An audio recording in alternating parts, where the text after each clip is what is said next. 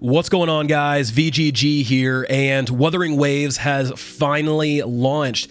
With that, I have a whole slew of beginner tips to make the game a little bit easier for you, help smooth out progression, and help you guys avoid some of the pitfalls that the game will throw at you early on to get you to waste precious resources.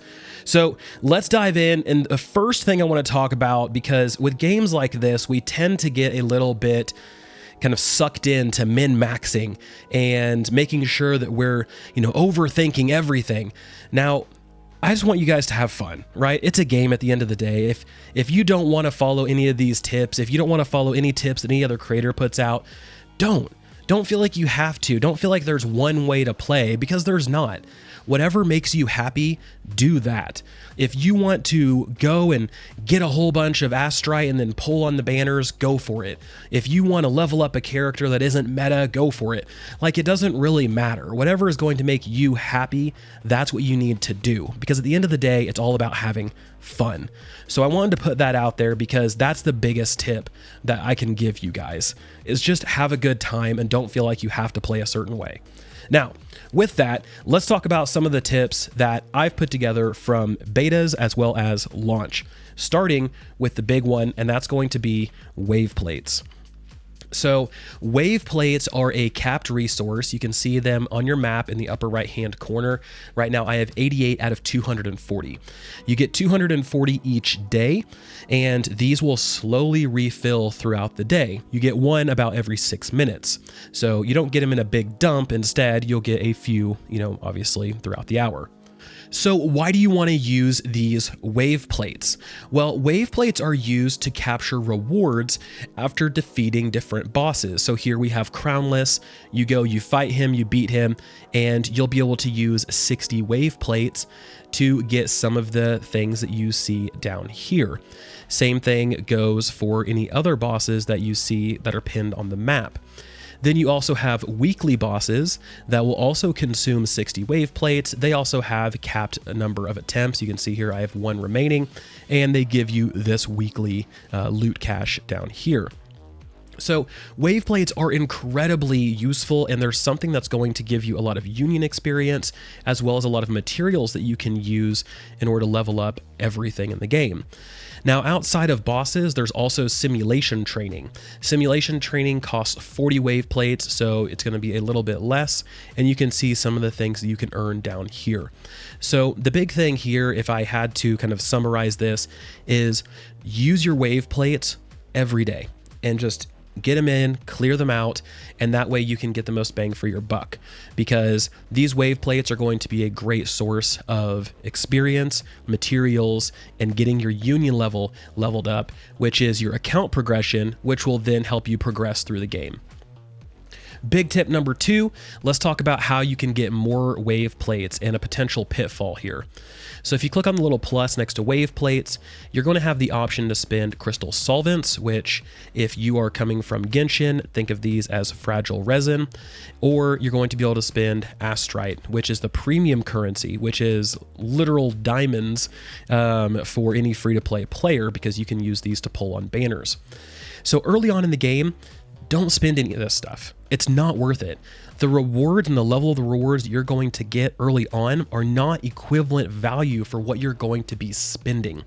And the game throws a lot of Astrite and a lot of crystal solvent at you early on to make it seem like these things are incredibly abundant, but they're not. As the game progresses, as you know, in games like these, the amount of these things slowly dwindles down until you don't get very many very often. So you want to hang on to these until you reach union level 40 and up. So don't use these, don't fall into this trap, because it's a big one that I see a lot of players fall into. So while we're out here on the map, let's talk about another thing that you're going to need to go out and look for, and those are Sonance caskets. So Sonance caskets are these golden cubes that are put throughout the game. If you, again, are coming from Genshin, these are the Oculus that are kind of hidden in high up places, low down places. They're hidden behind things. There are these like little kind of items that you can go find. And as you find more of them, you'll be able to turn them into a relic merchant, who will then give you Astrite, experience potions, things like that, rare resources. But There are a certain number of them per region, per zone, and you want to make sure to capture all of them and find all of them. Now, here's the deal. Just like with any other game like this, you want to make sure to mark these on your map. This was a huge thing I talked about in Tower of Fantasy. Being able to place a marker where you found one of these is going to be such a mental health booster, because as you go and you look on the interactive map and you have one left, you're missing one, and you have to go, okay, well, it's going to be somewhere over here. You don't want to go and look through this entire area trying to find that one that you missed. Instead, take a little extra time, click on your map, select a marker, click add, and then mark it off. So that one's done, on to the next one. Okay, so outside of the map, let's talk about another thing that you need to be doing each and every day, and those are your daily activities. So one of the big things for this game is union level. Like I mentioned earlier, that's account progression. Account progression is going to help you unlock new story missions, boost your actual total combat efficiency. You're going to be able to get better rewards, more max rewards. Everything is tied to your union level. So you want to make sure to level that up and keep progressing on that every single day. A really good way to do that is by completing your daily activities. Now, these don't take a lot. You can see complete one daily quest, defeat one Overlord class enemy, which you should do if you're doing your Waveplates. Upgrade your weapon level once. And as you go through and you do these, you're going to unlock rewards down here at the bottom. These rewards are union level, astrite, and then typically something else. So we can see here a resonance potion, then we have some shell credits, then we have an energy core, so on and so forth. So these reset every day. Make sure to do these. And if you're somebody like me, you're a busy parent, you work full time, you're in college, so on and so forth. You don't have a ton of time, right, to spend, but you still want to progress and you still want to continue playing Wuthering Waves. This is one of those things I would highly encourage you to do. Get on, knock these out. It shouldn't take very long. Do a couple of your wave plates, and that'll still allow you to slowly progress and keep up with the rest of the game. While we're here, let's talk about our milestones. So think of this like your adventure journal, right? So this is going to give you just some direction as to what you can do in order to progress. So if you ever feel lost, look on your milestones, purchase one item from the souvenir store, complete character trials 2 times, and it even has this very fancy go button that'll take you there, so that way you don't have to look for it. And it just helps guide you a little bit so you feel like you're maximizing the amount of time you're spending if you only have a certain limit. The next thing I want to talk about is everything in the world. So the world of Wuthering Waves has a ton of shiny objects. There's different plants you can collect, rocks, fish, meat, nuts, all of these different things that you can go and you can collect out in the world, whether you're breaking it or whether you're gathering it. And all of this stuff you can take to the synthesizer. The synthesizer allows you to craft potions, things like restoring health, reviving downed resonators, potions to increase your attack, sprays to increase your resistances, all sorts of different things that you can craft. As you go through and craft those, you're going to increase your synthesizer level. And when you do that, you're going to get rewards, which is more astrite, which is more union level, and then random resources on top of that. So as you're running from mission to mission, quest to quest, boss to boss, make sure to pick up anything that shines, because it's going to be useful at some point in time. So huge thing there, because I see people run past stuff and I'm like, no, don't go back and get it. You need that. So something to keep note of. So the other thing that I want to talk about really quickly, and I'm not going to go into too much detail, but that's the data bank. So the data bank is, as you go and you defeat anything that's not a human, it'll leave behind an echo, as you saw through the tutorial. You capture those echoes, and when you capture those echoes, you're going to get data bank experience. As you collect more data bank entries, more echoes, and you gain that experience, you're going to level up your data bank, which will then give you rewards. Now, the big thing in these rewards is this force release component. This is going to increase your maximum stamina by 10 points, which will allow you to climb higher, swim further, run for a longer period of time, glide further, and you need to keep up with this, because as you get deeper into the game, stamina is going to be a little bit more and more valuable because of the amount of complexity you're going to be dealing with in terms of terrain. So that's swimming longer, climbing higher, getting to certain points in order to get those Sonance caskets. So there's going to be a lot of different things as you get deeper into the game that are going to require more stamina. So you want to make sure to not completely ignore your echoes. Plus, they're going to help kind of boost your team comp anyway. So you want to make sure to have a good echo. That way you can have an effective team.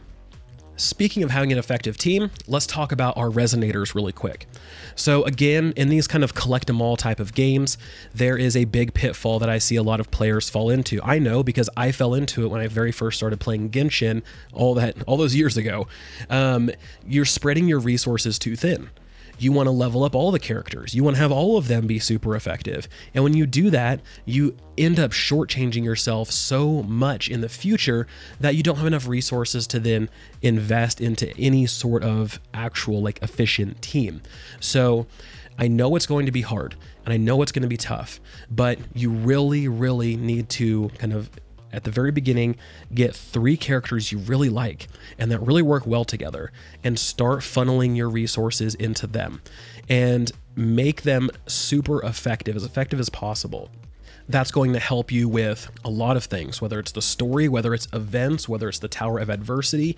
All of those things will be a little bit easier when you have a solid, strong core of 3 characters, and then you're not spreading and wasting resources on anyone else.